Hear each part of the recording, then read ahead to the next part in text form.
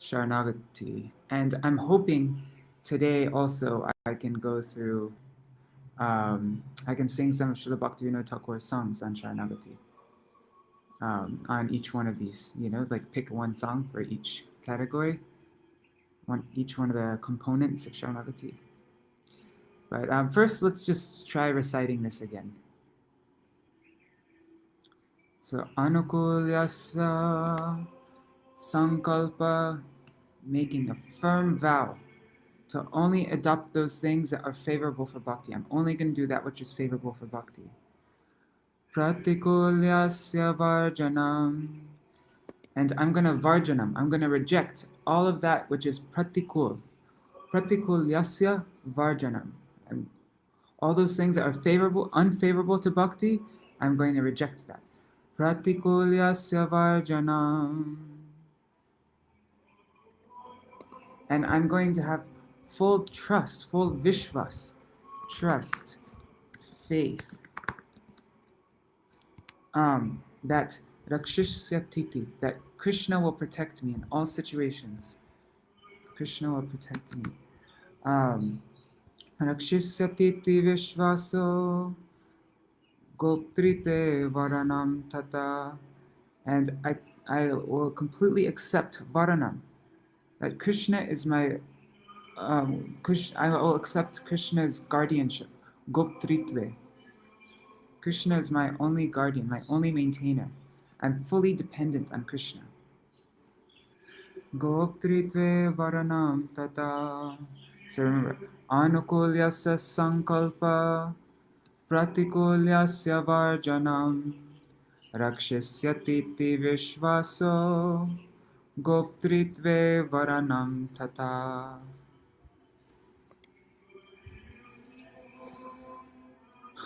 And then fifth one, self-surrender, atmanikshepa, and karpanye, humility. Karpanye, atmanikshepa karpane, śraddhā śaraṇāgati. These are the 6 components of śaraṇāgati. Anukulyasya sankalpa, pratikulyasya varjanam, rakshisyatiti vishvaso, goptritve varanam tata. Atmanikshepa karpanye, śraddhā śaraṇāgati. Alright, so I'm just going to quickly read this. This is from chapter 6 of Jaiva-dharma.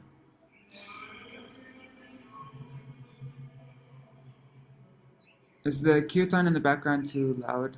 You can let me know. Whatever. Now I need to get rid of this. Single page. No. How do I get rid of...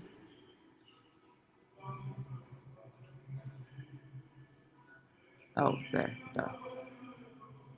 Whatever. Thumbnails are going to be there. Okay. So Chudamani, he asks, please tell me, what is the cause of eligibility for karma, and what is the cause of eligibility for bhakti?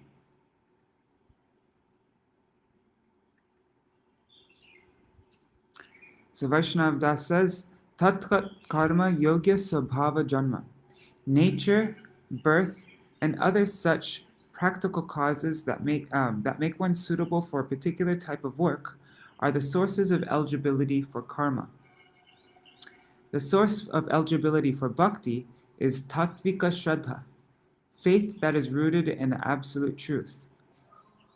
And then Chudamani asked him to explain, what do you mean by tat karma yogya svabhav, for what the qualification for karma is. And so then he explains, the qualification for karma is control of the senses, control of the mind, austerity, purity, satisfaction, forgiveness, simplicity, devotion to Bhagavan, mercy and truthfulness. And, and then he goes through the different varnas and ashrams, the qualifications for each. And then Chudamani asks, what is meant by tattvika śraddhā, faith in the absolute truth? Vaishnav Das. Tattvika śraddhā is pure-hearted faith in Bhagavan, which gives rise to a spontaneous attempt to attain him. A tattvika śraddhā, unreal faith, is that which is based on an erroneous conception of Bhagavan, which arises in an impure heart on seeing worldly activities, and which gives rise to self-interested endeavors rooted in pride, prestige, and worldly desires.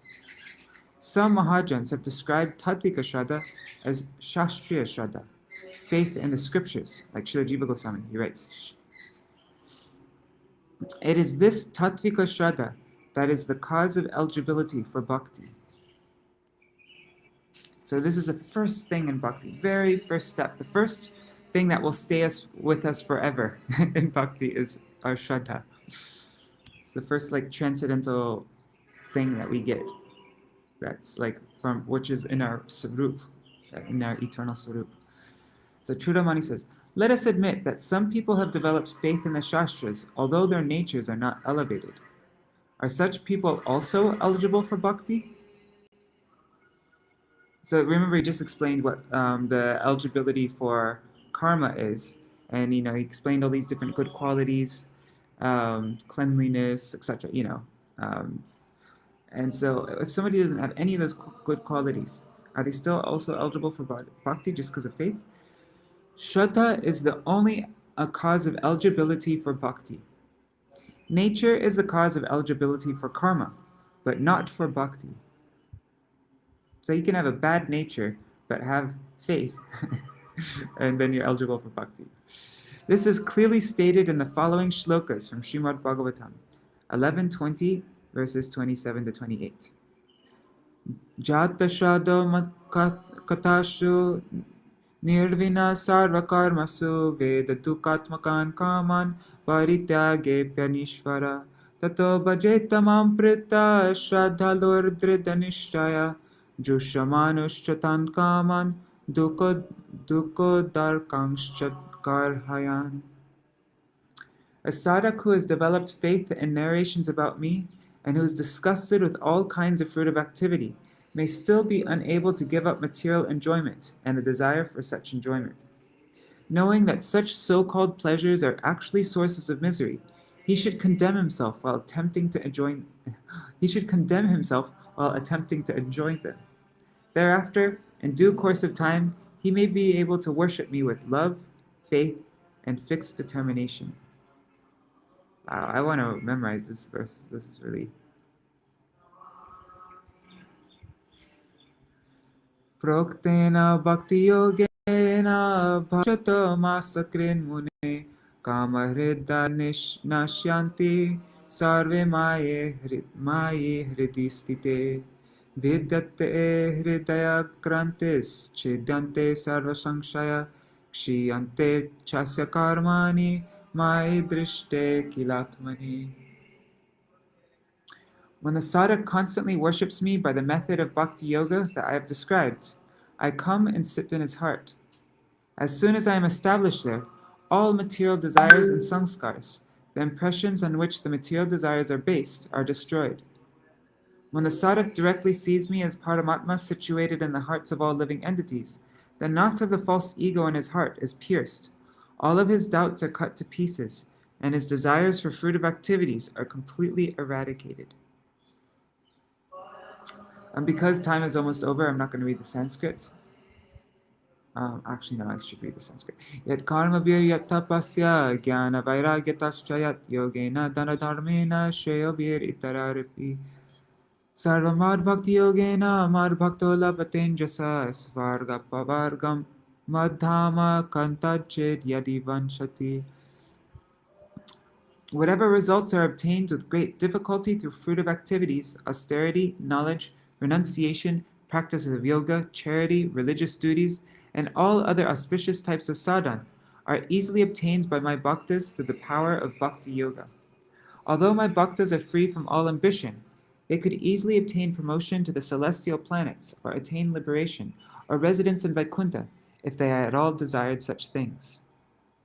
This is the systematic development of bhakti yoga that arises from Śraddhā. So it doesn't matter that somebody's nature might be bad and the person has Śraddhā, because very soon that person's nature will become, actually good. Not just in a worldly sense, but from a transit. Anyways, I have to continue. Chudamani, what if I don't accept the authority of Srimad Bhagavatam? I'm skipping this.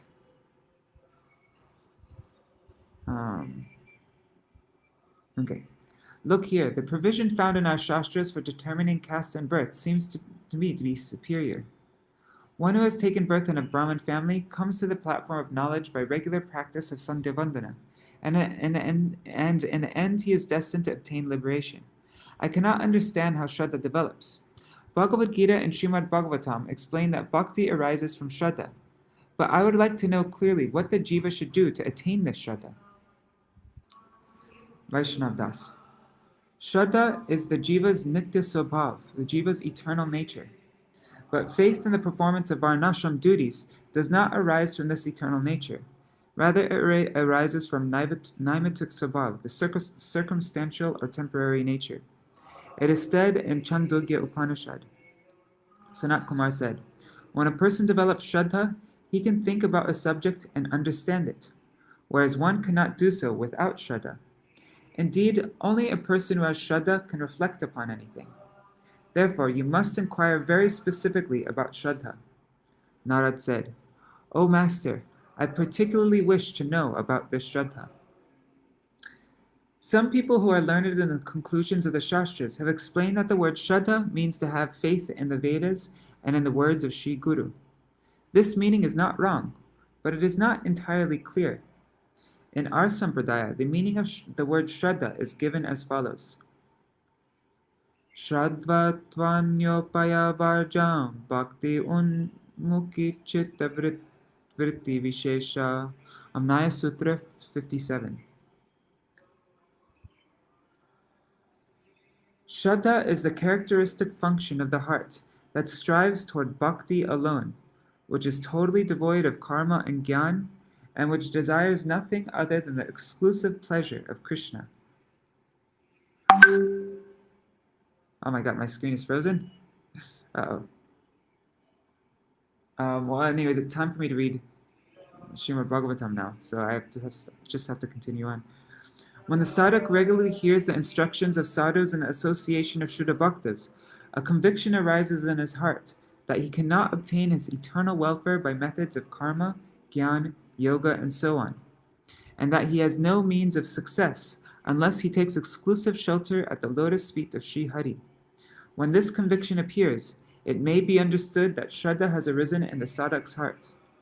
The nature of Śraddhā is described as follows. Sa cha śaraṇāgati lakṣana. Amnaya Sutra 58.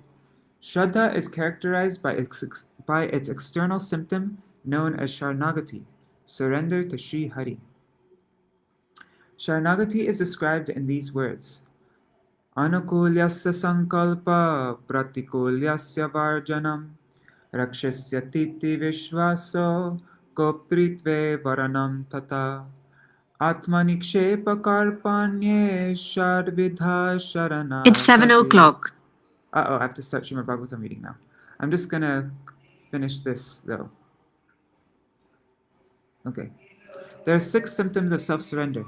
The first 2 are anukulyasya sankalpa and pratikulyasya varjana. I will only do that which is favorable for unalloyed bhakti, and I will reject all that is unfavorable. This is called sankalpa or pratigya, a solemn vow. The third symptom is rakshasya titi vishvaso, faith in Bhagavan as one's protector. Bhagavan is my only protector. I can derive absolutely no benefit from gyan, yoga, and all other such practices. This is an expression of trust, vishvas. The fourth symptom is goptrite varanam, deliberate acceptance of Bhagavan as one's maintainer. I cannot obtain anything, even maintain myself by my own endeavor. I will serve Bhagavan as far as I am able, and he will take care of me. This is what is meant by dependence, nirbharata. The fifth symptom is atmanikshepya, surrender. Who am I? I am his. My duty is to fulfill his desire. This is submission of the self, atmaniveda. The sixth symptom is karpanya, meekness. I am wretched, insignificant, and materially destitute. This is what is meant by humility, karpanya or dainya. When these moods become established in the heart, a disposition arises that is called Śraddhā. A jiva who has this Śraddhā is eligible for bhakti. And this is the first stage in the development of the Swabhav, like that of those pure jivas who are eternally liberated. Therefore, this is the nitya Swabhav of the jivas, and all other Swabhavs are naimitic. See, so this is the first eternal thing that we get. That's going to be in our eternal form in Goloka Vrindavan. Our first transcendental eternal quality that is this Śraddhā. And Śraddhā happens once we are fully surrendered. Once this is the qualification for Śraddhā, is that we're developing these 6 symptoms of surrender. Then Śraddhā comes. So see, śaraṇāgati is like just my Guru would say it's the doorway into bhakti, the doorway into this process of bhakti. It's the very first thing, Śraddhā. Okay, Chudamani, I understand, but you still have not explained how Śraddhā develops. If Śraddhā develops from satkarma, virtuous deeds, then my argument is still stronger, because Śraddhā cannot arise without properly performing the satkarma and swadharma of varnashram. Muslims do not perform satkarma, so how can they be eligible for bhakti? So Vaishnavdas says, it is a fact that Śraddhā arises from sukṛti, pious deeds. It is stated in the Brihan Naradiya Puran 433, Bhaktistu Bhagavad Bhakta Sangena Parijayate Satsanga Prapate Pumbi Sukritai Purvasanchitai. The inclination for bhakti is awakened by association with Bhagavan's bhaktas. The jiva obtains the association of Shuddha bhaktas by the accumulated effect of spiritually pious activities performed over many lifetimes. There are 2 types of sukṛti, nitya and naimitic. The sukṛti by which one obtains sadhusanga and bhakti is nitya sukṛti.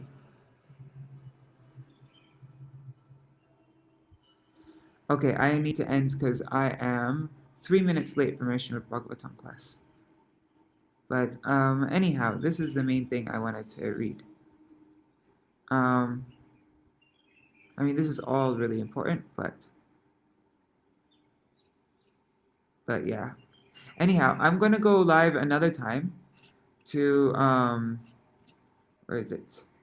I'm going to go live another time to read, to pick songs about śaraṇāgati. Sorry, to go through all this śaraṇāgati thing. Oh my God, there are 5 people on this. That's a lot of people on this. Okay. Anyhow, yeah, I'm going to go live a little bit later, and we'll go through these 6 components of śaraṇāgati, and I will choose a song by Bhaktivinoda Thakur on each one of these components so that we can have a prayer for how to enter into the śaraṇāgati and also have more of an understanding of what it is. I gotta run. I'm starting a new video right now going over Srimad Bhagavatam. Terrible. Oh, and there's some other things I want to read about śaraṇāgati also. Sundar Gopal, I'm not sure if you know, Sundar Gopal Simon Haas, he wrote the book of Dharma and Yoga and the Dark Night of the Soul. Anyways, he sent me a voice message, and he found the actual source, because it's not written in any of our scriptures anywhere, like in any of our books by our acharyas. It's not written anywhere where this verse actually came from. And then in his studies in university, he all of a sudden happened to come across the exact place. It's called Lakshmi Tantra, and he told me some interesting things in the Lakshmi Tantra about this verse. So I will also read that, what he told me. All right, Haribo.